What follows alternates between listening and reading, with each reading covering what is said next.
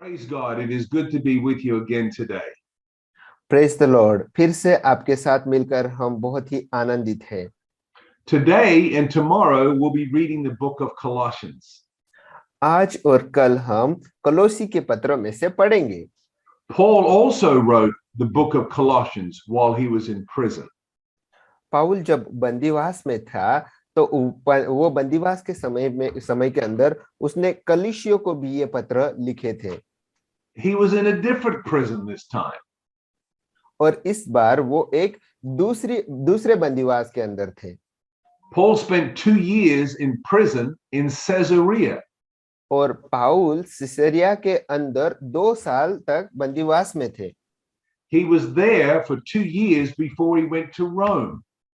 रोम के अंदर जाए उससे पहले उसने वहां पे 2 साल निकाले थे। And so while he was in the prison in Caesarea, he was able to write to the church in Colossae. और जब वो सिसरिया के अंदर वो बंदीवास में थे वही समय पे उन्होंने कलीसियों को भी ये पत्र लिखे थे। So the books that we read of Ephesians, Philippians, and Colossians were all written while Paul was in prison. और जो पत्रियां एफेसी, फिलिपी और कोलिसिया की ये जो पत्री लिखी हुई थी, ये पत्रियां तब लिखी गई जब पाउल वो बंदी खाने में थे। So although prison was a bad situation, we have benefited from Paul being in prison.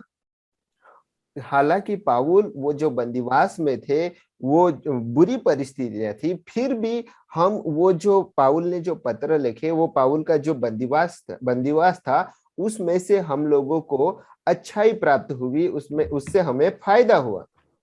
The New Testament writings is one of the good things that God brought out of a bad situation. और जो ये जो नई वाचा है, ये नई वाचा ऐसी बात है जो बुरी परिस्थितियां थी, वो बुरी परिस्थितियों में से भी परमेश्वर ने हमें भली और अच्छी बातें दी। Today I want you to read the first 2 chapters of Colossians. आज मैं चाहता हूं कि आप कलीसियों के पत्री में से पहले 2 अध्याय को पढ़ें। Paul always focused on good things. पाउल जो है हमेशा ही भली बातों के ऊपर सोचते हैं, विचार करते हैं। Yesterday we read that Paul said, think on all these good things. पिछली बार हम लोगों ने देखा कि पाउल कह रहे हैं कि जो भली बातें हैं उसको आप सोचें। And the peace of God will guard your heart. और उसके बाद परमेश्वर की जो शांति है वो आपकी हृदय की रखवाली करेगी। So even though Paul was in prison, he was thanking God that he had been delivered, not from prison, but delivered from the enemy. और पाउल की जो एक बंदी खाने में होने के बावजूद वो परमेश्वर का धन्यवाद करते हैं कि वो जो है परमेश्वर ने उसे छुटकारा दिया है, वो जेल में से नहीं लेकिन वो जो शैतान है उससे उसे छुटकारा मिला है। And Paul focused on all the inheritance that he had received in Christ. और पाउल जो प्रभु यीशु के अंदर जो कुछ भी प्राप्त हुआ है वो सारी बातों के ऊपर विचार कर रहे हैं।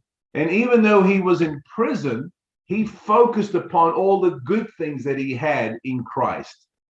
और हालांकि पाउल वो बंदीवास के अंदर है, फिर भी प्रभु यीशु के अंदर जो कुछ भी अच्छी बातें हैं उसके ऊपर वो विचार कर रहे हैं। Let's read Colossians chapter 1 and verse 12. हम कलोसी के पत्र उसके पहले अध्याय की 12वीं आयत हम पढ़ेंगे। और पिता का धन्यवाद करते रहो जिसने हमें इस योग्य बनाया कि ज्योति में पवित्र लोगों के साथ मीरास में सहभागी हों। Amen. He says Christ has qualified us to receive all these inheritances.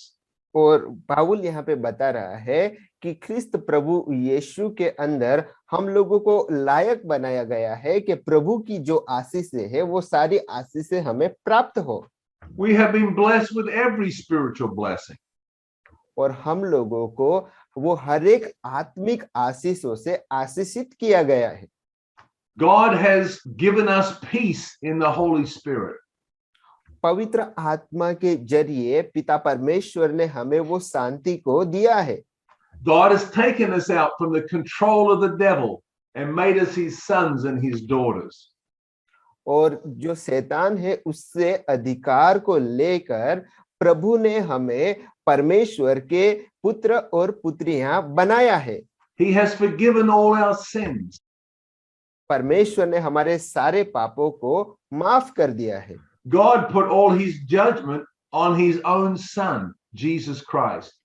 परमेश्वर ने वो अपने सारे न्याय को अपने एकलौते पुत्र प्रभु यीशु के ऊपर रख दिया। And now I have redemption.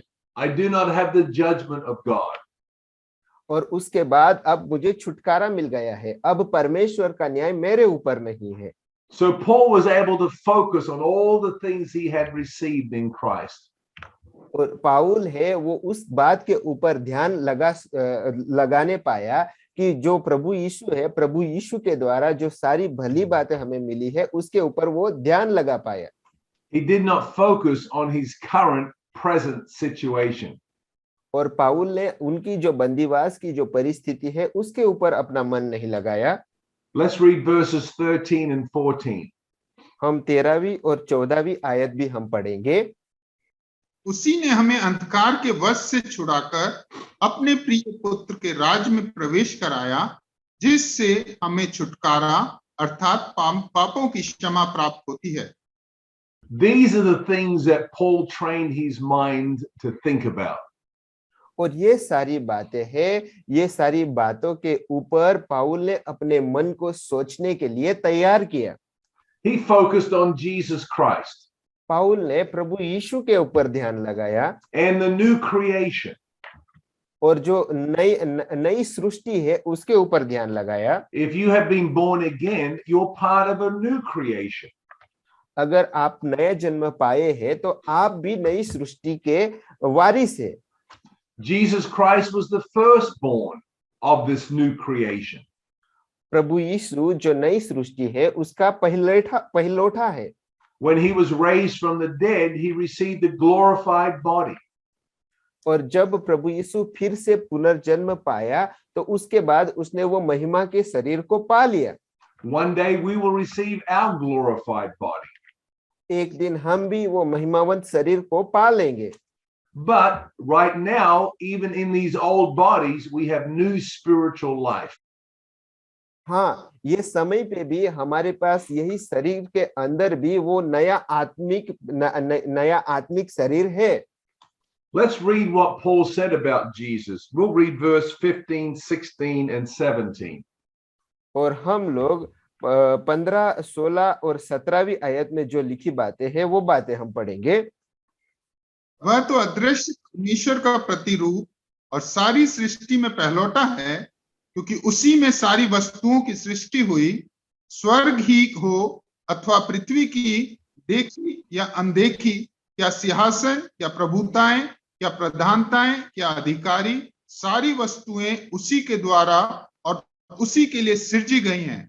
वही सब वस्तुओं में प्रथम है और सब वस्तुएं उसी में स्थिर रहती हैं। So this was a great focus that Paul had. और ये एक बहुत ही अद्भुत ध्यान है जो पाउल ने प्रभु के ऊपर लगाया। That Christ is now the head of the church. अब जो प्रभु यीशु है वो कलीसिया का सिर है। And because you are part of the church, you also have power and authority from Christ. आप भी कलीसिया के आप भी सहभागी है, इसलिए आप भी पिता परमेश्वर के देह के भाग हो। All things exist in Christ. सारी जो बातें हैं वो प्रभु यीशु के अंदर समाई हुई है। And God is working through Christ to bring the world to himself. और जो प्रभु यीशु के द्वारा कार्य करता है ताकि सारे जगत को अपने अंदर संभाले। So we are on a journey seeing that this is what God is doing. और हम लोग उस बात के साक्षी है कि जो परमेश्वर कर रहा है उस बात के हम भी गवाह है। We have not arrived yet. It is not over. और हम लोग अभी तक पहुंचे नहीं है और ये बातें अभी तक खत्म नहीं हुई। But we are part of the process. और जो बातें हो रही है हम उसका भी भाग है। God is in the process of bringing the world to his son. और परमेश्वर इस बात के कार्य के अंदर है कि वो सारे विश्व को, सारी सृष्टि को उसके अंदर समाने की प्रक्रिया में उसके वो कार्य के अंदर है। Let's read verses 19 and 20.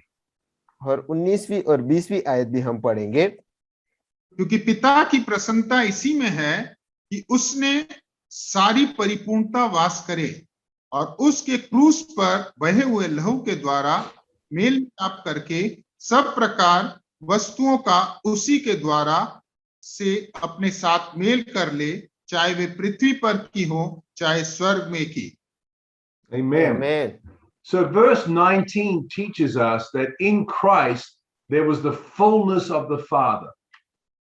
19वीं आयत इस तरह से बताती है कि प्रभु यीशु के अंदर पिता परमेश्वर की सारी संपूर्णता है। When we look at Christ, we see the Father. जब हम प्रभु यीशु को देखते हैं तो हम पिता परमेश्वर को भी देखते हैं। If you ever wonder what God is like, all you have to do is look at Jesus Christ. अगर आप इस बात को लेकर सोच रहे हैं कि पिता परमेश्वर कैसा है, तो आप अपना ध्यान प्रभु यीशु की ओर करें। Sometimes we have a different understanding of God than we do Jesus Christ. और कुछ बार हम लोगों का जो समझ है वो अलग होता है, जैसे प्रभु यीशु है और पिता परमेश्वर है, दोनों के बीच में हम भेद कर देते हैं। But God brought Jesus Christ to us so that we would understand what God is like. पिता परमेश्वर ने प्रभु यीशु को भेज दिया ताकि हम लोग उस बात को समझ सके कि पिता परमेश्वर कैसे हैं। Let's see what Jesus said in John chapter 14. और यूहन्ना रचित सुसमाचार उसके 14वें अध्याय के अंदर प्रभु यीशु ने क्या कहा वो हम देखेंगे। When the disciples asked Jesus, "We want to know what the Father is like," Jesus said, "You do know what the Father is like. I am showing you that." और जब चेलों ने प्रभु यीशु से कहा कि हम जानना चाहते हैं कि प्रभु ये पिता परमेश्वर कैसे है, तब प्रभु यीशु ने उनको उत्तर दिया कि मैं आपको बताऊंगा कि प्रभु पिता परमेश्वर कैसे है। Let's read verse 9 in John 14. और यूहन्ना रचित सुसमाचार उसके 14वें अध्याय के अंदर 9वीं आयत को हम पढ़ेंगे। यीशु ने उससे कहा, हे फिलिप्पुस, मैं इतने दिन से तुम्हारे साथ हूं, क्या तुम मुझे नहीं जानता? जिसने मुझे देखा है उसने पिता को देखा है। तू क्यों कहता है कि पिता को हमें दिखा? आमेन। Amen. So you should not think about God in a different way than what you think about Jesus Christ. इसीलिए जब आप प्रभु यीशु को देखते हो तो आपको इस बात में भेद नहीं करना है कि पिता परमेश्वर कैसा है और प्रभु यीशु कैसा है। Because Colossians chapter 1 and verse 19 teaches us that the fullness of the Father was in Jesus Christ. क्योंकि कलोसी उसका 1 की 19वीं आयत इस तरह से बताती है कि पिता परमेश्वर की जो संपूर्णता है वो हम प्रभु यीशु के अंदर पाते हैं। And that happens because of the Holy Spirit. और ये बात होती है क्योंकि ये बातें पवित्र आत्मा के जरिए होती है। When Jesus received the baptism of the Holy Spirit, he received the Spirit of the Father. जब प्रभु यीशु ने पवित्र आत्मा का बपतिस्मा पाया तो वही समय पे उसने प्रभु यीशु ने भी पिता परमेश्वर के आत्मा को भी पा लिया। And so also when you receive the Spirit of God, you receive the Spirit of Christ and the Spirit of the Heavenly Father. और जब कभी भी आप पवित्र आत्मा को पाते हैं तो वही समय पे आप वही जो एक आत्मा है प्रभु यीशु का आत्मा और पिता परमेश्वर का आत्मा जो एक ही आत्मा है वही आत्मा को भी आप पा लेते हैं। So the same thing is also true about you. और यही बातें आपके लिए भी सही है। Because of the Holy Spirit living in you, you have the fullness of Christ and you also have the fullness of the Father living in you. पवित्र आत्मा आपके अंदर है, इसलिए आपके पास भी प्रभु यीशु की संपूर्णता है और साथ में ही पिता परमेश्वर की भी संपूर्णता वो पवित्र आत्मा के जरिए आपके अंदर है। Let's read Colossians chapter 2 and verse 9 and 10. हम लोग कलोसी की पत्र उसके दूसरे अध्याय की 9वीं और 10वीं आयत हम पढ़ेंगे। क्योंकि उसमें ईश्वर की सारी परिपूर्णता सदैव वास करती है और तुम उसी में भरपूर हो गए हो, जो सारी प्रधानता और अधिकार का शिरोमणि है। Wow, amen. that is amazing. और ये बहुत ही अद्भुत है। Now, you may not feel that way, शायद आप उस तरह से अनुभव नहीं कर पा रहे होंगे, but I'm giving you the truth of God's word. लेकिन मैं आपको परमेश्वर के वचन की सच्चाई दूंगा।